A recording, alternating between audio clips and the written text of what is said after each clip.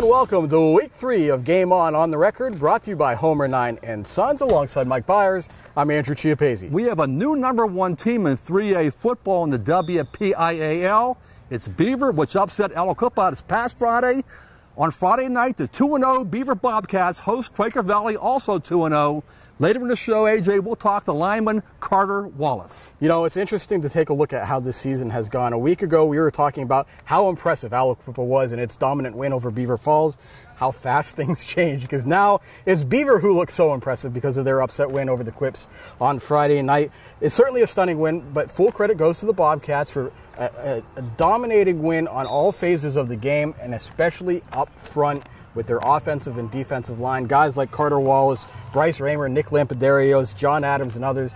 To beat Aliquippa, play that physical kind of football, really impressive from the Bobcats. I'd be really curious to see if that's something that becomes a hallmark of theirs as the season progresses. Well, AJ, also, let's not dismiss the fact that Beaver has the great Darius Wise playing for them. He scored 4 touchdowns in that game.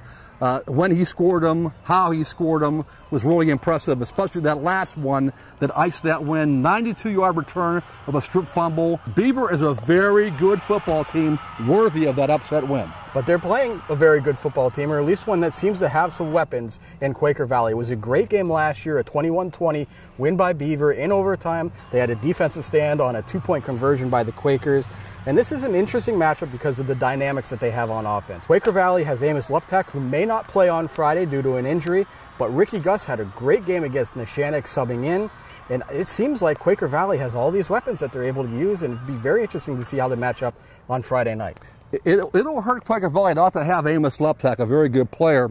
But some of those weapons you mentioned are 2 kids who came from Ambridge. One of them is wide receiver, defensive back Isaiah McNair, who I believe last week had 8 catches for 80-some yards in that game. Another of them is Jordan Taylor, also a junior like McNair, who scored on an 84-yard touchdown return, I believe, in that win over Neshannock. So Quaker Valley, a good program under Coach John Totoria, and it helps to have those 2 Ambridge guys, certainly.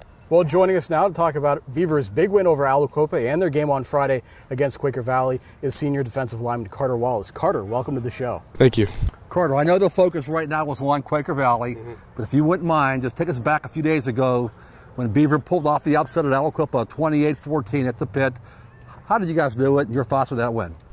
Well, we just came out there, and we had heart, and I think we got really tired of losing to them for the past years, and we had a lot of people on our side. We had the coaches, they were pushing us really hard, and we just came out there and we had a lot of heart.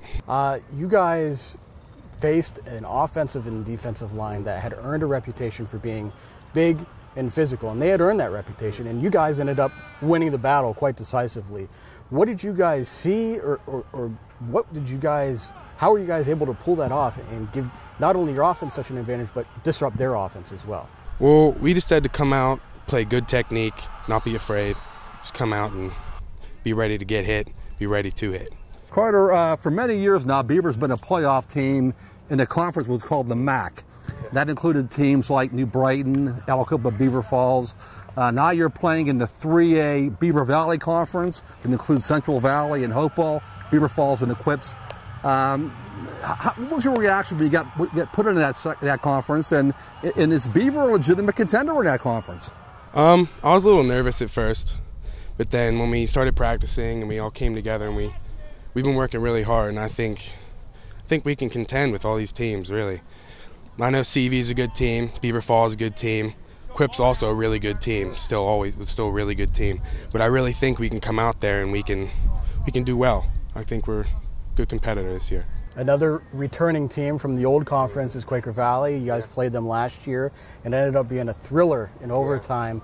I can't help but think there might be some drama again this Friday, but what do you make of this year's Quaker Valley team, and does last year's game influence your preparations at all for this week's game? I think last year we were really slow, and our defense wasn't, we didn't come off the ball as fast as we should have, and I think some of us got a little winded really fast because, you know, they run a lot of jet, they run a lot, so we all got winded and it was really bad. But this year we're preparing, and I think we're going to be really well prepared this year.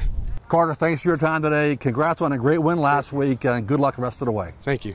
Well, that does it for this edition of Game On the Record. You can check out our Facebook page for anything you might have missed all throughout the week. And join us at timesonline.com this weekend for stories, stats, videos, photos, and much more of all our high school football action. And of course, you can always follow us on Twitter with the account TimesScores and the hashtag TimesFB for all the latest news and updates from those of us here at timesonline.com. For Mike Bires, I'm Andrew Chiappazzi. Goodbye from Beaver. We'll see you soon.